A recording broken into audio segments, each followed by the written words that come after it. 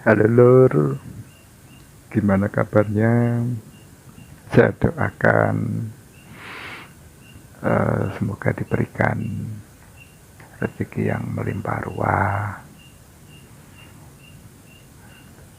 yang sedang sakit segera disembuhkan, dipulihkan, yang punya utang piutang segera terselesaikan, yang sedang mencari pekerjaan segera mendapatkan pekerjaan. Oke teman-teman, balik lagi bersama Pak Lek di sini. Kita bincang-bincang lagi, mumpung Pak Lek senggang, ini ada waktu. Kemarin video kita membahas tentang memetakan mental block dalam diri kita. Mudah-mudahan bisa diaplikasikan, dikembangkan sendiri, dan Pak Le tunggu untuk testimoninya. Pak Le sangat berterima kasih. Sekarang kita bahas apa ya teman-teman? Oh iya, jadi kemarin itu ada yang sempat inbox saya di Facebook dari grup Loa. Nah, bagi teman-teman yang belum familiar atau mungkin baru mendengar istilah Loa, LOA, Law of Attraction, hukum tarik-menarik. Jadi secara sederhananya, Pak coba jelaskan hukum tarik-menarik itu bahwa ini ilmiah ya teman-teman ya. Ini berdasar ilmiah, berdasar dunia sains, bahwa manusia ini memiliki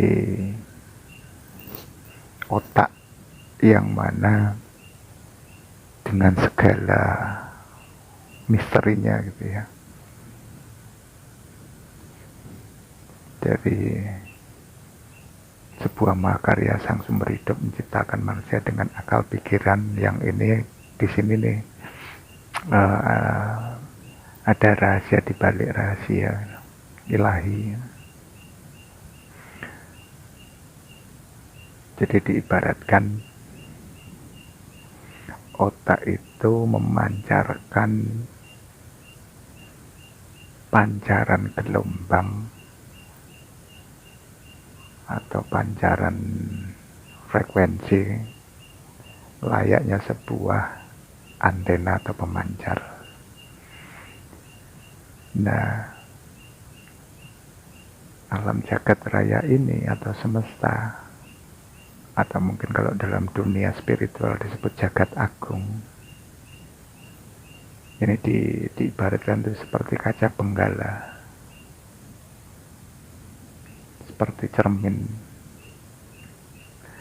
Apa yang kita pancarkan dari otak kita, cara berpikir kita, perasaan kita itu akan terpancar ke alam jagat raya ini, yang mana alam jagat raya ini merupakan sebuah lautan energi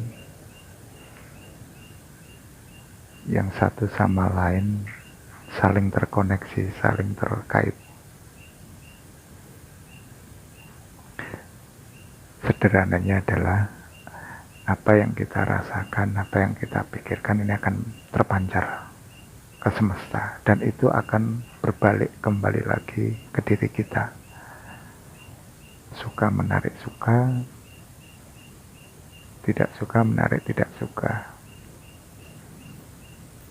Ada istilah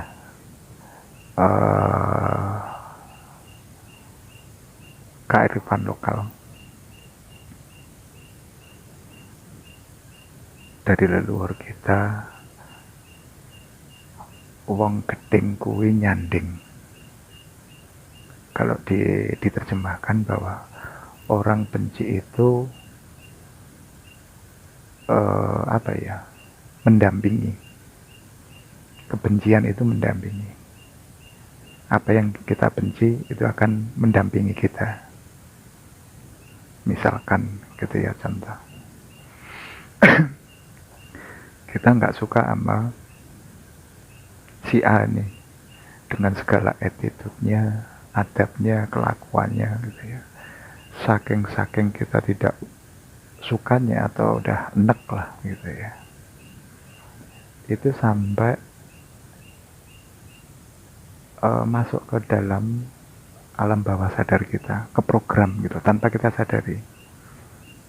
Jadi pikiran, perasaan itu sampai kerekam dalam diri kita, dan itu terus terpancar, dan kita nggak menyadarinya. Nah, yang terjadi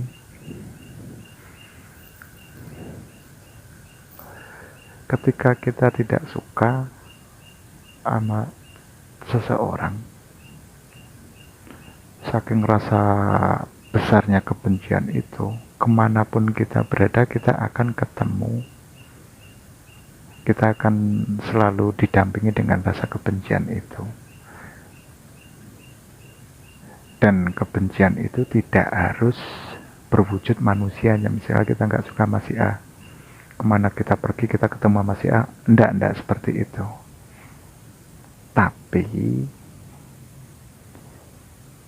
karakter, sifat, atau simbol-simbol yang dimiliki pribadinya si A ini akan mewujud ke pribadi-pribadi yang lain dengan karakter yang sama seperti karakternya si A. Attitude-nya buruk, nggak punya adab, nggak punya akhlak. Dan di sini saya coba amati gitu ya, dari beberapa tamu saya. Sederhananya, gampangannya gini lah. Orang kalau dia senangnya misalnya suka religi gitu ya, agamis gitu ya, ini dia akan kebangun circle-nya dengan orang-orang yang agamis juga, sepemikiran. Dia akan berkumpulnya, ketemunya dengan orang-orang yang agamis. Demikian yang lain, misalnya orang sukanya bisnis, maka dia akan selalu ketemu dengan orang-orang yang cara berpikirnya bisnis. Atau mungkin orang yang suka spiritual, suka klinik, suka kejawen misalkan, dia akan ketemu dengan orang-orang yang sepemikiran. Ini contoh sederhananya seperti itu. Konsep hukum tarik-menarik. Nah, bahayanya adalah ketika kita tidak menyadari dari apa yang kita pancarkan, entah itu pikiran maupun perasaan, kemanapun kita berada, kita akan selalu mendampingi rasa dan pikiran itu.